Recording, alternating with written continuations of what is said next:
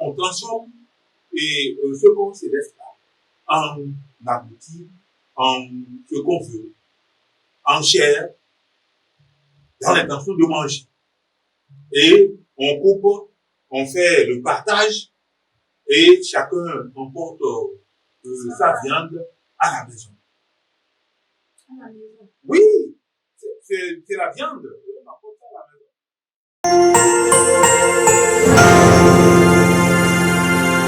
Alors papa, dites-nous comment tu ton sorcellerie et comment transforme-t-on en animal. Bien, merci, que la volonté de Dieu soit faite. Amen.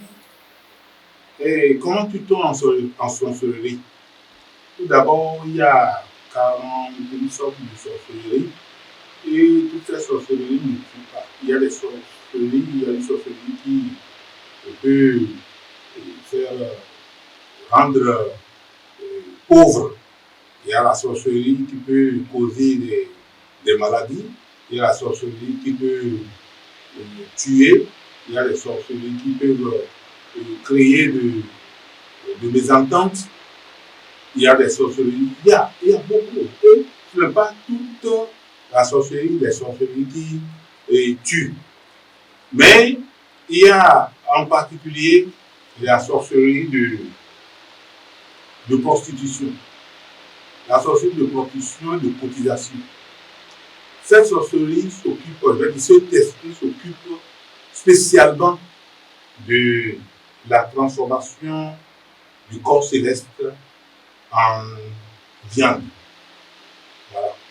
C'est pour ça qu'on appelle ça la sorcellerie de prostitution. Parce que c'est une sorcellerie qui est à la merci des autres sorciers, des grands sorciers. C'est par cette sorcellerie que les grands sorciers appliquent leur jugement. Quand quelqu'un injurie un sorcier et il voit, il peut dire, bon, il le confie, le grand sorcier le confie à ce groupe, à ce secte. Et ce secte se charge d'aller capturer l'âme de cette personne pour manger. C'est comme si on leur donne une proie à manger. Alors, donc c'est comme ça que ça fonctionne, ce groupe, ce secte de sorciers, de sorcellerie, de prostitution et de cotisation. Premièrement, prostitution et cotisation, c'est la même. Oui, on dit prostitution parce que on se fait soi-même du mal. Parce que ce sont ses parents, les proches, qui sont les premiers à qui on fait du mal. Voilà. Cotisation parce que quand l'autre, il arrive à poser un acte, il peut obliger l'autre aussi à poser le même acte. Si lui, il a donné son enfant pour être abattu, pour que l'on puisse manger, trouver à manger, et ça veut dire que l'autre aussi doit faire la même chose. Et ça devient une sorte de cotisation. Et ils se cotisent les parents pour manger leur viande. Donc, il y a les parents, il y a aussi des personnes innocentes que les grands sorciers vont leur confier et ils vont faire de ces personnes-là ce qu'ils veulent. Alors, comment ils procèdent? Alors, les gens, ils cherchent des occasions. Ils peuvent passer par le fait de passer devant un enfant et l'enfant ne le salue pas. Et bon, on profite de là pour capter l'âme de cet enfant. Attendez, je passe devant quelqu'un, je ne salue pas la personne, c'est déjà un problème.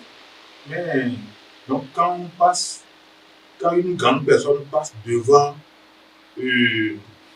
un moins âgé, c'est normal que le moins âgé puisse saluer. Supposons que la personne, le moins âgé, le fait que je n'ai pas taillé d'importance à ce. Non, nous suivons l'ordre naturel des choses. Quand une grande personne passe devant vous, prenez le soin de la saluer. Je n'en dis bien. Parce que la saluer, c'est l'ordre des choses. Ça veut dire que vous êtes en train de remplir votre politesse. Oui, je le dis, sont bien Voilà. parce Donc si vous êtes impoli, c'est négatif. Non, c'est pas fait de politesse. Je suis sur mon téléphone portable, je manipule, j'ai la tête baissée et que la personne passe. Je ne l'ai pas vu. Tu ne l'as pas vu? Je ne l'ai pas vu. D'accord. Mais peut-être que la personne m'en voulait. Oui. Elle voulait vraiment que je la salue. Elle peut prendre par là pour dire oui. J'ai pris part devant telle fille. Voilà. Ce petit Juste ce qui se passe. Juste ce qui se passe. La génération d'aujourd'hui peut être devant et un peu de. Et je te dis que c'est juste ce qui se passe. J'ai dit, on passe par des choses très simples, élémentaires, pour s'attaquer aux enfants, pour s'attaquer aux personnes. Donc, je t'ai donné ce cas-là. C'est un cas. Ou bien, bon, et il est à moto et il a vu la grande personne qui passait. Bon, et il sait que ils vont sur du même côté. Or, lui, l'intéressé, il est déjà arrivé quelque part où il allait visiter. Et il ne sait pas. Bon, voilà qu'il a dépassé la grande personne. Lui, il ne sait pas qu'il va contourner devant là pour tourner. Il le prend en aversion et que, bon, il peut profiter par là pour dire, bon, il m'a fait du mal. Donc, il m'a vu, il ne m'a pas pris au sérieux. Donc, je vais lui rendre le coup. Et par du chef, toute la sorcellerie profite pour faire du mal aux personnes innocentes. Donc, voilà, j'ai donné ces exemples-là pour qu'on puisse comprendre que ce n'est pas des choses grandioses, des choses importantes par où la sorcellerie passe pour attaquer les personnes innocentes. Non. Des choses qui n'ont pas de sens. Qui n'ont pas de sens, oui, je peux dire, mais qui ont de sens par rapport à notre culture. Voilà, qui ont du sens par rapport à notre culture. C'est pour ça que, par rapport à notre culture, nous devons faire beaucoup attention et voir notre environnement, vivre par rapport à notre environnement. Si je dis ça, c'est que quand il l'a fait, ce n'est pas d'office qu'il a déjà réussi le coup. Non. Et quand on profite, on capte ça peut être le jour, comme ça peut être la nuit. Le jour, c'est l'intéressé est dans l'esprit, il vient et il passe par une occasion. Excusez-moi. Les exemples que vous venez de donner maintenant là. Supposons que bon, la personne a vu, le sorcier a vu que la personne ne l'a pas salué. Ce n'est pas. Le soir là, même quand il ira dire, il y a telle personne, il y a un tel petit. Il y aura jugement. C'est pour ça que j'ai dit, il y a jugement. Il y a jugement. Ça veut dire que quand les sorciers vont te retrouver, lui va dire parmi les sorciers là, que tel sur le chemin et a fait tel a posé tel acte. Un autre sorcier dit, ah, il m'a fait ça aussi. Un autre dit, il m'a fait ça aussi. C'est pour ça que j'ai dit qu'il faut vraiment nous savoir nous comporter dans notre environnement. Et si beaucoup de sorciers commencent par dire qu'il m'a fait ça, il m'a fait ça, donc ils vont peut-être aller au jugement et dire, ah, bon, maintenant, nous prenons acte. Lui, c'est notre proie. Donc, ils prennent acte et c'est comme ça qu'ils vont prendre la décision d'envoyer peut-être un autre pour aller capter son âme, pas toujours celui à qui il a, et ceux à qui il n'avait pas salué. Donc voilà, je vous ai dit, parce qu'il passe au jugement et il juge en dehors de l'intéressé. Puisque l'intéressé n'est pas là. Vous avez compris maintenant? Bon. Alors, quand ils arrivent, ils veulent capter l'âme. Il y a des situations où, quand l'intéressé y va, et que c'est quelqu'un qui a l'habitude de prier, il prie sérieusement, il ne peut pas capter son âme. Il ne peut pas. Parce que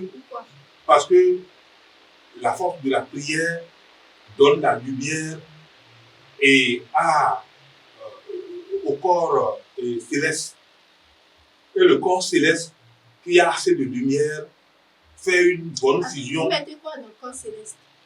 Le corps céleste, c'est le corps là c'est dans le corps céleste, comme de l'esprit, qui, dans ce corps-là, que l'âme reste. c'est dans ce corps-là que l'âme reste. L'âme passe son temps dans Donc, ce c'est pas corps-là. le corps que. Non, notre corps-là, c'est le corps physique. Oui. Le corps céleste, ça ne se voit pas. L'âme aussi ne se voit pas. L'esprit aussi ne se voit pas. À l'œil nu. Donc, c'est dans ce corps-là que se trouve l'âme. Donc, s'il arrive à faire la séparation, à séparer le corps céleste du corps physique, il va avec le corps céleste. Et c'est avec le corps céleste que l'opération se fait là. Et très souvent, quand ils opèrent avec le corps céleste, celui qui est sur le lit ici, ça date ici, lui, il rêve et il va se retrouver là-bas dans une assemblée de sorciers. Et on va faire son jugement. Et c'est là qu'ils vont lui poser des questions à son corps céleste et il va répondre et ils vont faire le jugement.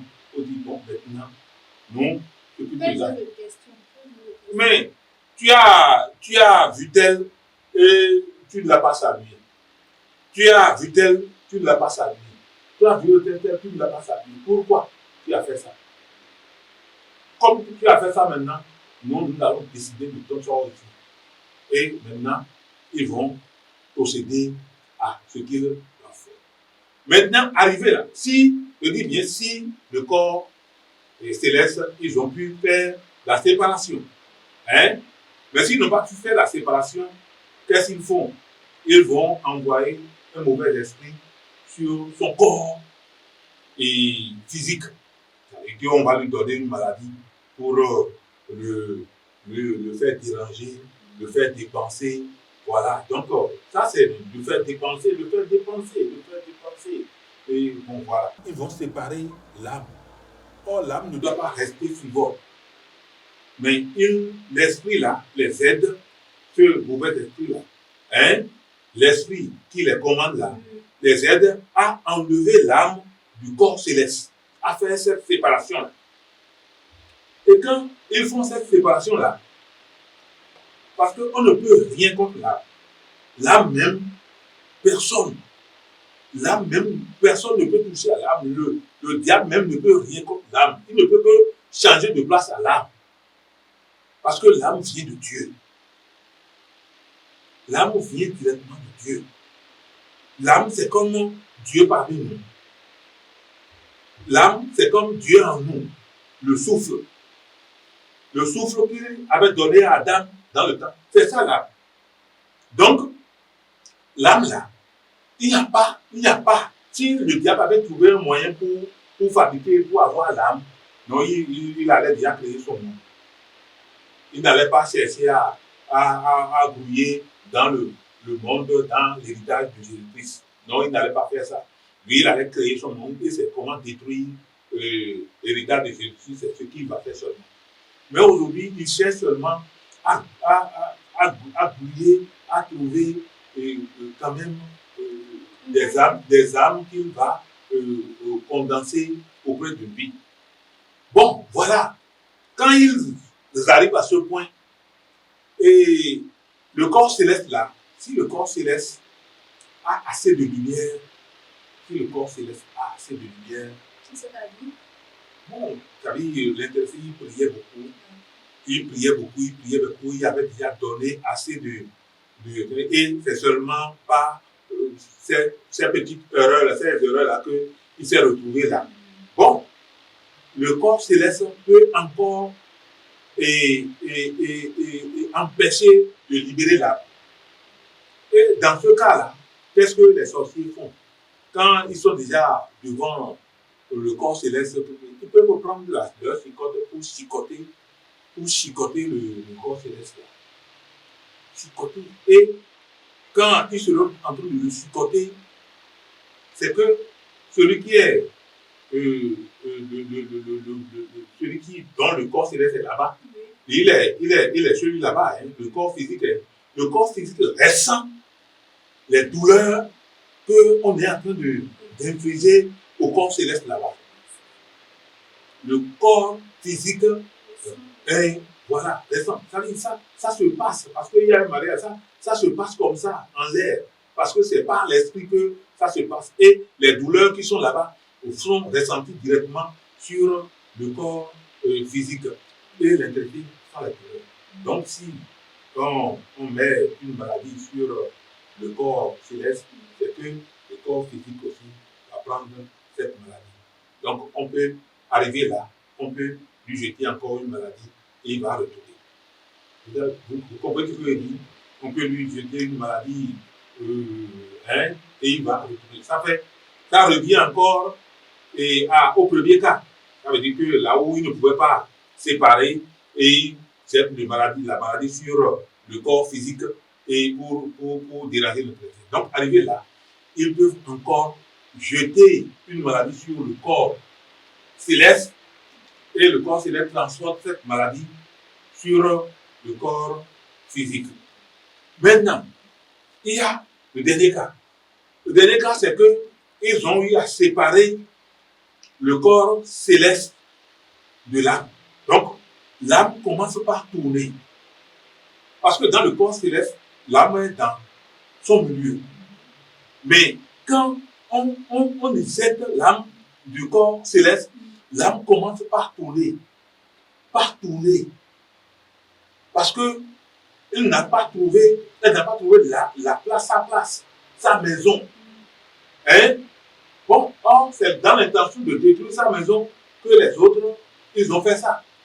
Alors, et par la magie résistante, je dis la magie résistante, c'est une magie que c'est cet esprit qui a cette force-là, qui fait la magie résistante. On transforme ce corps céleste-là en abouti, en ce qu'on veut, en chair, dans l'intention de manger. Et on coupe, on fait le partage et chacun emporte sa viande à la maison. À la maison? Oui, c'est la viande. On emporte ça à la maison. C'est la viande. Et en ce temps-là, c'est que si l'enfant ou bien l'individu il est sur la nappe là-bas, hein, il serait dans un grand coma. Dans un coma artificiel. Parce que son âme serait en train de tourner. Parce que le corps céleste s'est déjà transformé en viande. Bon, il faudrait que l'on consomme avant que il puisse se libérer. Hein? Donc, il y a deux cas. Je dis, il y a deux cas. Si l'Esprit Saint intervient, l'Esprit Saint peut intervenir et empêcher la consommation. L'Esprit Saint empêche la consommation. L'Esprit Saint empêche. L'Esprit Saint va jusqu'à agir. Oui, pourquoi? Où est-ce que l'Esprit Saint ne peut pas aller? Il n'y a pas là où l'Esprit Saint ne peut pas aller agir. Hein? Même, je dis, même dans là où on fait le jugement, l'Esprit Saint intervient. Si, quand on veut juger, il y a 10, ils sont, disons, 10, et que il y a 4 qui sont pour, et que 6 sont contre, mais il ne faut pas faire. Les 6 vont s'opposer pour dire, vous n'allez pas faire. Et tant que les 6 vont s'opposer, ils ne pourront pas faire. Ils vont l'embiner, là, ils vont rester là, à faire le jugement. Et si ça continue comme ça, et les 6 restent fermes, ils ne pourront pas faire. Mais si c'est les 6 qui ont dit, il faut faire, les 4 vont se replier d'office. Et ils vont faire. Parce qu'ils vont s'entendre, parce que la force des 6 dépasse la force des 4. Voilà, c'est comme ça là-bas. Bon, donc, je reviens maintenant là où je vous ai expliqué ça pour que vous dites. Donc, c'est comme ça que ça se perd. L'Esprit Saint empêche la consommation. Parce que l'Esprit Saint met la lumière dans le corps. Ceux qui veulent manger là, l'Esprit Saint, il met la lumière. Quand l'Esprit Saint, il met la lumière pour eux, c'est comme un poison. La lumière pour le sorcier, c'est un poison. Quand vous parlez de la lumière avec un sorcier, mais il va quitter les lieux. Eh, Bien sûr, il y a des cas à Marseille là-bas, les gens me connaissent. Et je leur montre ça. Avant l'arrivée de l'intéressé, je dis, bon, celui-là, il est sorcier. Quand je vais parler de la lumière ici maintenant, je vais mettre la lumière devant lui maintenant. Il va dire que lui, il est dans l'obscurité et il va préférer. et comment vous mettez la lumière devant? Oh non, il dit non, moi je suis dans la lumière à tout moment. Je vous ai dit que je suis dans la lumière à tout moment. Je vis dans l'amour, je vis comme ça. Je n'ai pas d'ennemis, je n'ai pas d'amis. Moi, je suis pour la vie comme le Christ a donné. Le Christ nous a donné la vie, il a dit vie comme lui. Bon, je suis prêt. Je suis prêt à toute éventualité. Quand Dieu va m'appeler à un moment, il me verra tel que je suis, à tout moment. Donc, c'est ça ce que je demande à l'humilité, le pardon, à tout moment. Vous vivez comme ça. La sagesse, c'est ça. Donc, c'est ça qui me permet de faire ce témoignage. Tout ce témoignage-là. Je suis dans cet amour-là, l'amour des autres. J'ai besoin de. Donc, voilà. Arrivé à cette étape, il ne peut pas marcher. Parce que l'Esprit Saint a mis la lumière dans la viande qu'ils veulent consommer. Ils ne peuvent pas. Ils seront obligés de retourner la viande là. Donc, ils vont reconstituer encore cette viande. Ce qu'ils avaient déjà coupé. Ce qu'ils avaient coupé, ils vont reconstituer ça. C'est l'Esprit Saint. L'Esprit Saint les oblige à reconstruire ça. Et ils vont reconstruire ça. Et pour libérer. Maintenant, le jeu qu'ils vont faire ici avec les guérisseurs, avec les beaux cotons là, le jeu qu'ils vont faire là, ils cherchent à ce que ce soit les parents de l'individu qui vont payer peut-être un mouton pour l'on puisse faire l'échange immortel. Et ils vont trouver les gens pour si c'est des gens qui ont l'habitude d'aller voir les Bokor, vous avez compris maintenant, le Bokor, on va lui dire, il te faut, pour que votre personne guérisse, il te faut prendre un mouton et payer tel, et c'est avec ça que nous allons faire sacrifice. On va aller donner pour que l'on puisse faire échange de mortels.